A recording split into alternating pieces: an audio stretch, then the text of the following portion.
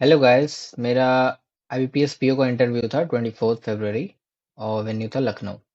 तो बेसिकली मेरा 8:30 बजे रिपोर्टिंग टाइम था। और सबसे पहले जाते ही मेरा वहाँ पे बायोमेट्रिक हो रहा था। फिर उसके बाद डीवी हो रहा था। डीवी में कुछ भी अटेस्ट नहीं करा के लाना था। और बेसिकली हम लोग को एप्लीकेशन फॉर्म पे बस साइन करना था उसी समय। फिर उसके बाद मेरा इंटरव्यू स्टार्ट हुआ था लगभग पौने 11 बजे। और फिर एंट्री की तो एंट्री करते ही सीधे रूम नहीं था। पतली सी गैलरी थी, फिर उसके बाद रूम था। तो फिर मैंने मे आई कम इन सर बोला तो उन लोगों ने बोला यस प्लीज कम इन। उसके बाद मैं अंदर गया, सबको गुड मॉर्निंग बोला। उसमें 5 पैनल मेंबर्स थे और एक फीमेल थी और 4 मेल थे। तो उन्होंने कहा प्लीज सिट डाउन। फिर मैं बैठ के सबको थैंक यू बोला। फिर उसके बाद चेयरमैन ने पहला क्वेश्चन किया कि और सब बढ़िया है कि नहीं। तो हम फिर मैंने कहा कि यस सर सब बढ़िया। तो उन्होंने कहा कोई दिक्कत तो नहीं। मैंने कहा नहीं सर। फिर उसके बाद उन्होंने स्टार्ट किया, फिर कहा कि अपना इंट्रो दीजिए और अपने फैमिली के बारे में बताइए।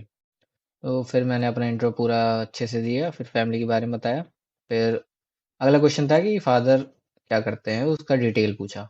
तो मैंने डिटेल बताया। बेसिकली मैंने बीटेक किया और पापा भी इंजीनियर हैं। तो उन्होंने अगला क्वेश्चन वो था कि बैंकिंग क्यों आना चाहते हो बीटेक करके, जो कि हर इंजीनियर से पूछ एक्सपेक्ट करते हैं कि यही पूछा जाएगा। सो मैंने पूरा उनको बताया कि रीज़न क्या है। फिर उसके बाद उन्होंने उनके बगल में फीमेल पैनल मेंबर थी, उन्होंने अगला क्वेश्चन पूछा कि आरटीआई क्या होता है। तो मैंने उनको फुल फॉर्म बताया, राइट टू इन्फॉर्मेशन, और फिर 2002 में आया है। तो उन्होंने कहा इसके बारे में और बताइए। तो मैंने बताया कि भाई कोई भी इंफॉर्मेशन चाहिए होती है तो गवर्नमेंट कंपनी से रिलेटेड तो हम लोग ले सकते हैं। तो उन्होंने पूछा कैसे हम लोग अप्लाई कर सकते हैं। तो मैंने बताया ऑनलाइन कर सकते हैं, ईमेल के थ्रू, या फिर ऑफलाइन भी कर सकते हैं। उन्होंने कहा अच्छा इसमें कुछ पैसे भी लगते हैं। तो मैंने कहा मैम कंफर्म तो नहीं है कि कितने पैसे लगते हैं, पर हो सकता है शायद 20-25 रुपए लगते हों। तो मैंने कहा 20-25। तो मैंने कहा मैम कंफर्म नहीं हो। उन्होंने कहा ठीक है। फिर उन्होंने पूछा कि आरटीआई प्राइवेट कंपनीज में भी एप्लीकेबल है। तो मैंने कहा नो मैम। उन्होंने फिर कहा कि ठीक है। फिर अगला क्वेश्चन उनके बगल में पैनल मेंबर थे राइट साइड। उन्होंने पूछा अबाउट आरबीआई और उन्होंने कहा एकदम ऐसे समझाइए कि हमको पता चल जाए आपको सब पता है आरबीआई के बारे में। तो मैंने स्टार्ट किया कि RBI is India central bank और किस कमेटी के अंदर बना था, हिल्टन ये। फिर उसके बाद मैंने पूरा आरबीआई के बारे में बताया। फिर उसके बाद मैंने एंड किया कि इन्फ्लेशन कंट्रोल करता है मॉनेटरी पॉलिसी की हेल्प से। तो अगला क्वेश्चन उनका वही था कि मॉनेटरी पॉलिसी क्या है। तो बेसिकली मैं जो जो बता रहा था उसी में से क्वेश्चन करते जा रहे थे वो। तो मॉनेटरी पॉलिसी में मैंने बताया कि ये इंटरेस्ट रेट्स होते हैं, इनसे कंट्रोल होता है। तो उन्होंने बोला अच्छा क्या क्या क्या इंटरेस्ट रेट हैं अभी। तो फिर उसके बाद मैंने इंटरेस्ट रेट के बारे में बताया कि रेपो रेट का क्या चल रहा है, रिवर्स रेपो रेट, एसजीएफ क्या है, एसजीएफ रिवर्स रेपो में क्या डिफरेंस है। तो पूरा समझा दिया। फिर उसके बाद उन्होंने कहा ठीक है गुड। फिर उनका 6 क्वेश्चन था उनके राइट साइड में जो थे पैनल मेंबर। तो उन्होंने पूछा टर्म लोन, नहीं उन्होंने पूछा टाइप्स ऑफ लोन। तो मैंने बता दिया टाइप्स ऑफ लोन। फिर उसके बाद अगला अगला क्वेश्चन था कि टर्म लोन और कैश क्रेडिट क्या होता है।